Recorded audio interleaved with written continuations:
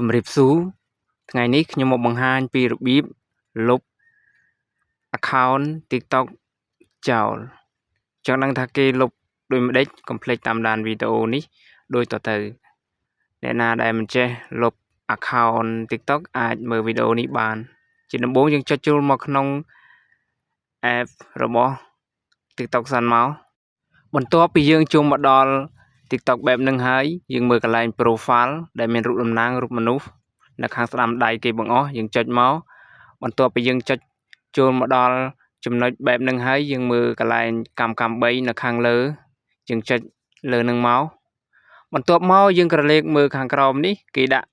setting and privacy ដែលមានរូបតំណាងសញ្ញាកងចក្រហ្នឹងចុចលើពាក្យហ្នឹងបន្ទាប់មកយើងមើលពាក្យមួយគេដាក់ថា account យើងចុចពាក្យ account នៅខាងលើនឹងមកដើម្បីចូលទៅបន្ទាប់មកយើងក្រឡេកមើលពាក្យមួយទៀតនៅខាងក្រោមគេបង្អស់គេដាក់ deactivate or delete account យើងចុចនៅលើពាក្យនឹងមក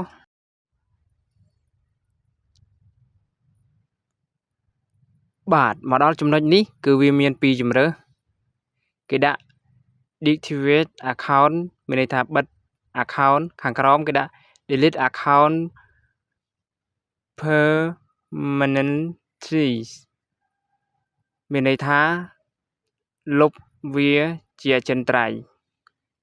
អញ្ចឹងយើងជ្រើសរើសយកអាខាងក្រោមហ្នឹងដើម្បីលុបវាជាអចិន្ត្រៃយ៍តែម្ដងយើងចុចលើពាក្យហ្នឹងមក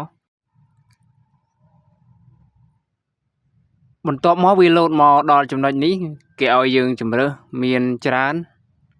អញ្ចឹងខ្ញុំសូមជ្រើសរើសយកអាខាងលើគេនឹងតែម្ដងចុចលើពាក្យនឹងមកបន្ទាប់មកយើងមើលពាក្យខាងក្រោមគេដាក់ continue យើងចុចលើពាក្យ continue ដើម្បីទៅមុខទៀតបន្ទាប់មកយើងមើលខាងក្រោមនេះគេដាក់អក្សរផ្ដើមដោយអក្សរ if អញ្ចឹងយើងចុចលើសញ្ញាគ្រីសលើចំណុចនោះបន្ទាប់មកយើងចុច continue បន្ទាប់មកទៀតកន្លែងនេះយើងអាច download យកទិន្នន័យដែលនៅក្នុង TikTok យើងបានមកវិញដោយចុចពាក្យ request download បើយើងមិនចង់ download យកឯកសារនឹងទេយើងចុចខាងក្រោមនេះគេដាក់ផ្ដើមដោយពាក្យ bytes យើងចុច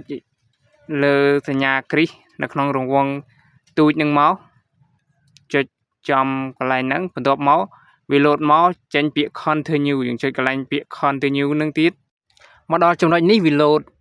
គោលការណ៍គេដាក់ថា30ថ្ងៃដើម្បីឲ្យយើងអាចទាញយក account យើងមកវិញបាន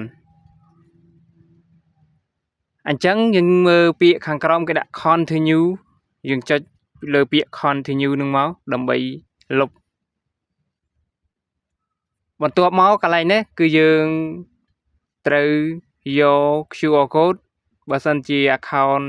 TikTok របស់យើងភ្ជាប់នឹងលេខទូរស័ព្ទវានឹងលោតផ្ញើសារមកនៅលើលេខទូរស័ព្ទបើសិនជាភ្ជាប់នឹង email វានឹងលោតចូលទៅក្នុង email អញ្ចឹងបន្ទាប់ពីយើងដាក់លេខកូដហើយយើងចុចពាក្យ delete បន្ទាប់មកវាលោតមកដល់កន្លែង TikTok បន្ទាប់ពីវាលោតមកដល់ TikTok អញ្ចឹងហើយយើងចុចមើលកន្លែង profile សាកមើលមកដើម្បីចង់ដឹងថាតើលុបហើយឬនៅវាចេញឲ្យយើង login បើសិនជាយើងចង់យកវាមកវិញយើងចុចពាក្យ login ទៅគឺយកមកវិញបានហើយបើយើងមិនចង់យកវាទេយើងចុចខ្វែងចោលទៅអញ្ចឹងវីដេអូរបស់ខ្ញុំមកបង្ហាញគឺមានតែប៉ុណ្្នឹងទេអរគុណនិងសូមជម្រាបលាជួបគ្នានៅវីដេអូក្រោយទៀត